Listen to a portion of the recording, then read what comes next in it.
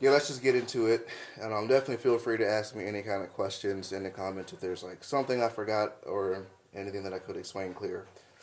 Okay, so for starters, Purdie Shuffle is going to be in 4/4. We are all familiar with that as we play a lot of like rock beats or whatever, funk, hip hop. Most of that stuff is going to fall in 4/4. So does the Purdie Shuffle, believe it or not, for those who do not know that. So only difference is that of course in a lot of like rock music, backbeats are on the 2 and 4. With Purdie Shuffle, the backbeat is just on the 3 and only the 3. So that's how it kind of gets that feel. But it does still fit within like a 4/4 time frame.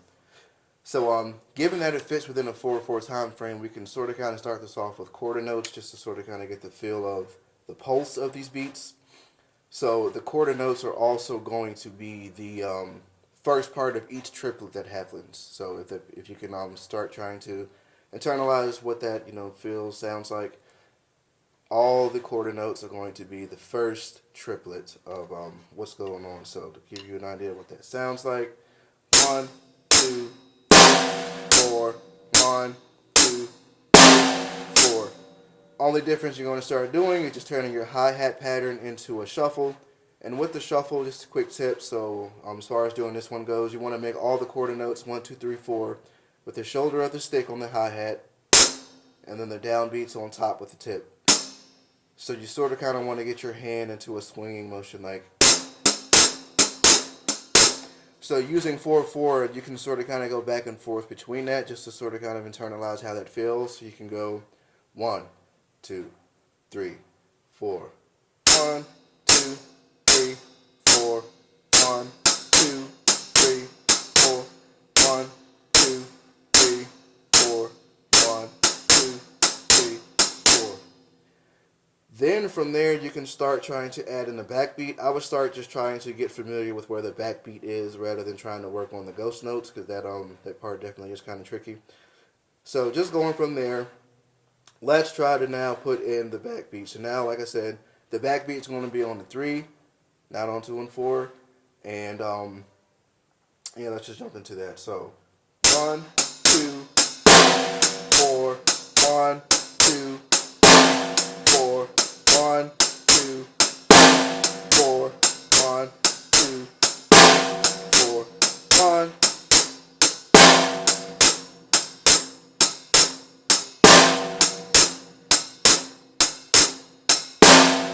So that's that. Practice that until you got that smooth and comfortable to where you want it.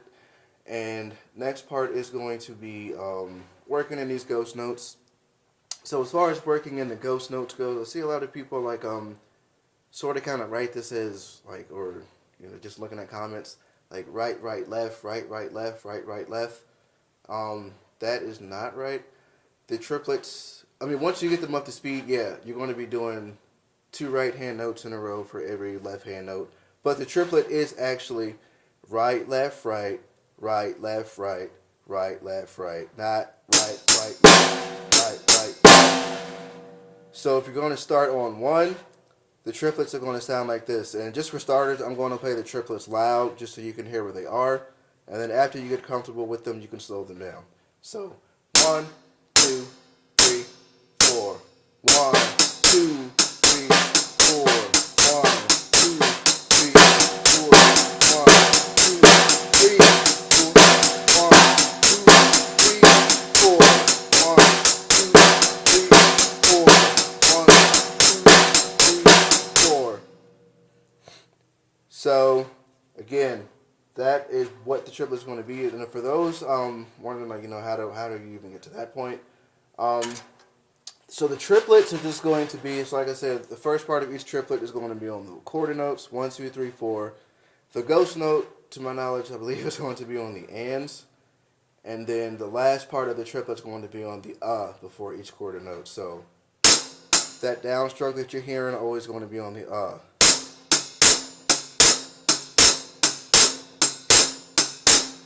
So, in trying to sneak that backbeat in there now, I'm going to try to take this slow. But we're just going to start laying that down on 3 now. So, I'll do a couple rounds of still just playing the triplet at first so you can see how that here or sounds like. And then I'm just going to start putting in the backbeat so you can see where that fits. And I will try to count this out to the best of my abilities. 1,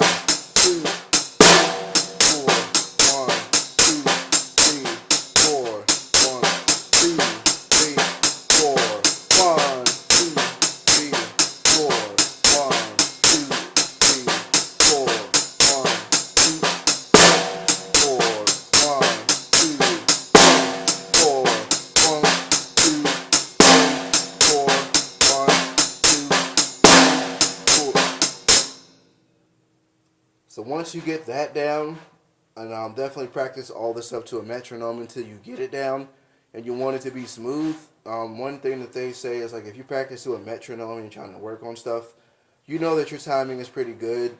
Once you can't hear the click anymore, you want to try to get to that point. So unless you just have the click like blaring in your ears, you should be able to get to a point where like if it should be so smooth that you're not really hearing too much of the click anymore.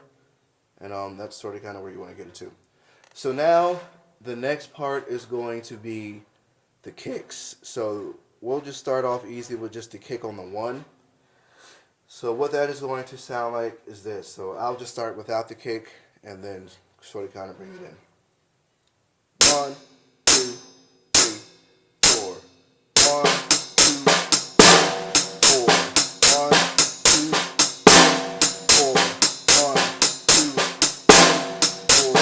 1, 2, 4.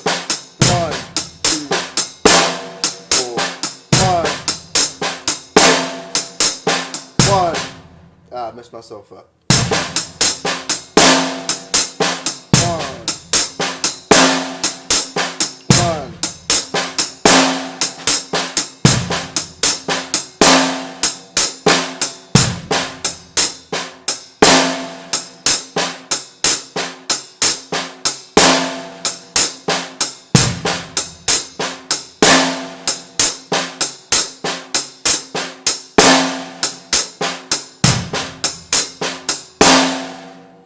Cool. So now we have that. So then the next step that you can take is just getting the backbeat that happens right before, or not getting the backbeat, getting the kick that happens right before the backbeat. So if you can get that down, that pretty much will tie the Purdie shuffle together. So just to give you an idea of what that sounds like. So when the kick happens, and also just a note, so no, like I said, none of the kicks will happen on any kind of ghost notes. All the kicks will happen with a hi-hat note. They're not going to be in between hi-hat notes. All of them are going to be either with an accent or on the downbeat of the downbeat of the triplet.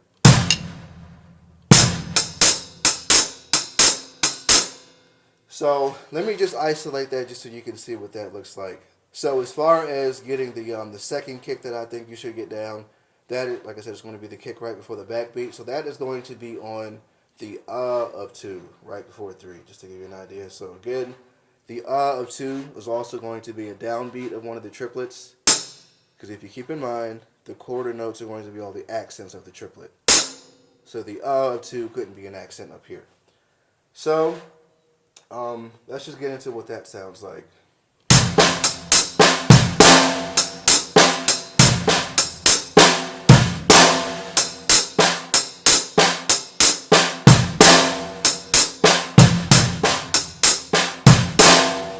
Okay, so I accidentally snuck in a double there, but those doubles do happen when the beat kind of turns around, if you will, on like each bar. So as far as that goes, just to isolate that, that is still going to be the same thing. So when they do those doubles in the songs, it's going to happen on the last triplet of the bar. I know that's sort of kind of crazy to say out loud, but if you're going like this,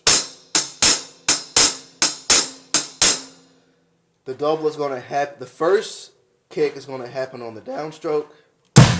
Second one on an accent, and the accent is going to be on the 1. So like I said, when the beat turns around again, and like of course the beat loops if you listen to it.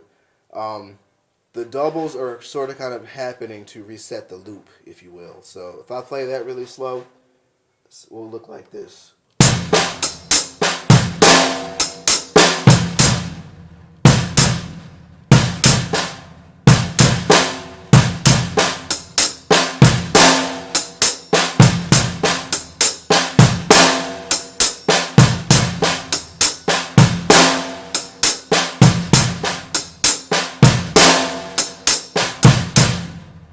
then if you can do that, I mean that's the Purdie shuffle right there. And then the only thing that like Jeff Beccaro and John Bonham did was just add their own spice to it.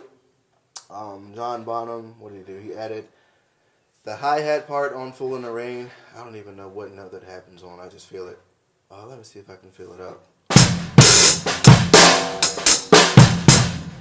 Okay, so now that now that I know, quarter notes are the accents, and he's kicking on the accents, so that hi-hat has to be happening on like maybe 2, and then the backbeat's on 3.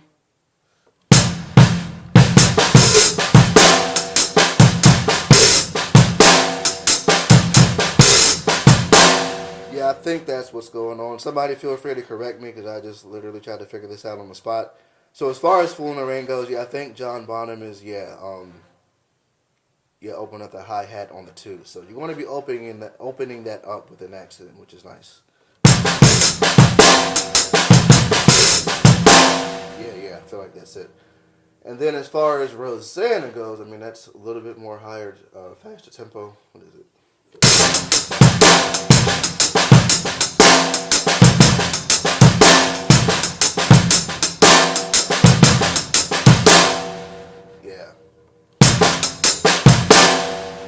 Kind of does the same thing, so he's kicking right before the backbeat. So we know that kick is on the of 2.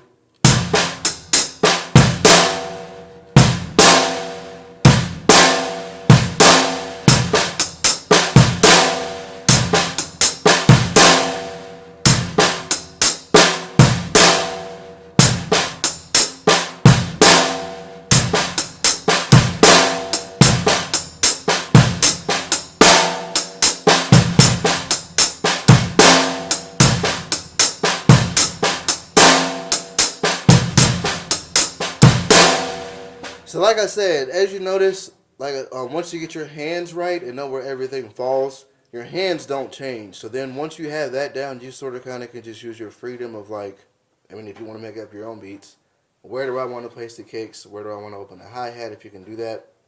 Now I understand that this takes a lot of practice. A lot of practice with independence as well because it's hard just sort of kind of jumping right into that. But yeah, that was really how I learned it. And then once I got it down, I just continued to practice it. I didn't try to think about the sticking or any of that kind of stuff anymore. I really just tried to internalize that and just be like, okay, now let me just smooth this out. So, like I said, I can't play Rosanna up to speed. The video that I posted is pretty much how fast I can play it without losing control. I can maybe play it a tad bit faster, but I didn't really try it. I just wanted to play it in a place where I knew I could do it. So, again, just to reiterate some quick talking points, it's 4/4 time. Triplets can be thought of as, of course, triplet, triplet, triplet. Every third triplet, if you want to shout it like that, that will help you remember what the backbeat is. Triplet, triplet, triplet, triplet, triplet, triplet, triplet, triplet, triplet, triplet, triplet, triplet, trip. Remember, once you get your hands down, your hands do not change.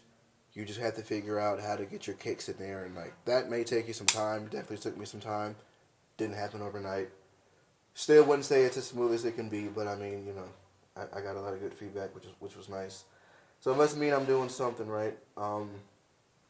Yeah, let me just give you guys a quick breakdown, or not a quick breakdown, but quick, slow demonstration of the beat again, so just so you can take it, watch it, rewind it as many times as you'd like. So 1, 2, 3, 4.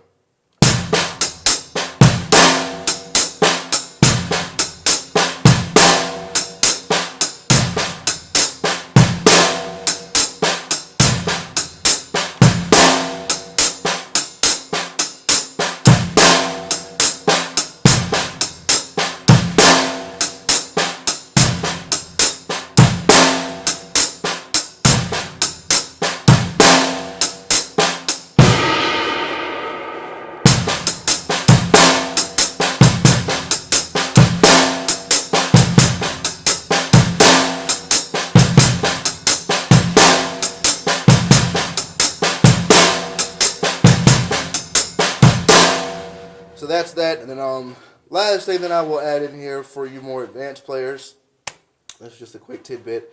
So when you do the backbeat in these grooves, there is a triplet ghost note that gets taken out of because you do a backbeat.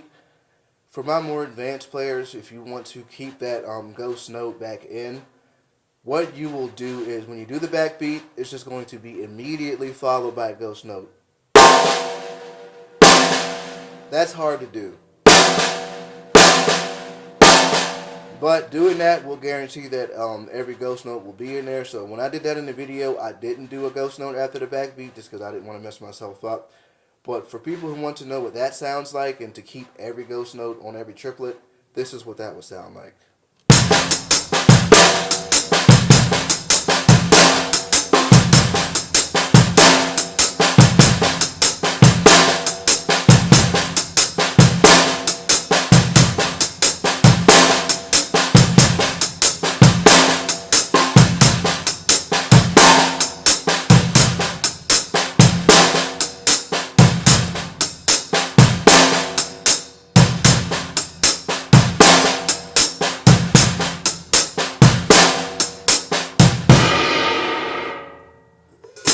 So that's it.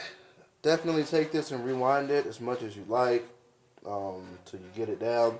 Definitely feel free to ask me questions. I'm more than happy to help dissect this. I mean, for people who want to take it this far, I'm definitely even more than happy to hop on like a Skype call or something.